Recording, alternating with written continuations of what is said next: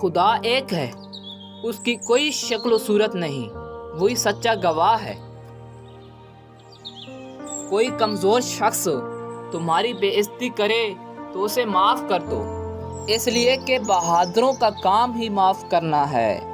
نادان لوگ دولت کے لیے دل کا چین گوا دیتے ہیں، جبکہ عقل مند دل کے چین کے لیے دولت لٹا دیتے ہیں۔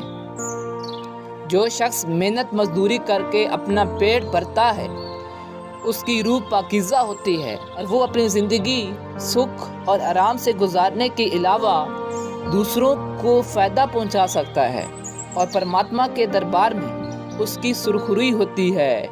انسان کو چاہیے کہ صبح صادق کے وقت ذکر حق اور فکر کرے۔ خدا کی مخلوق کی خدمت کرنا خدا کو خوش کرنے کا بہترین ذریعہ ہے۔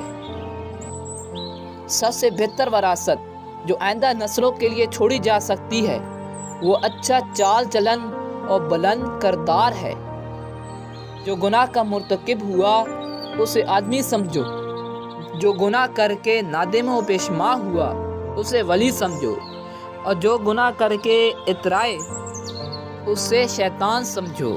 محض 5 وقت نماز پڑھ لینے سے ایک انسان سچا مسلمان نہیں بن سکتا، بلکہ سچی مسلمان کی اصلی صفات تو یہ ہے: سچ بولو، حق کی کمائی کھاؤ، خدا کی راہ میں خیرات کرو، نیک نیت رہو، خدا کو ہمیشہ یاد رکھو، 5 نمازوں کے بعد نیک اعمال کا کلمہ پڑھ کر سچے مسلمان کہلاؤ۔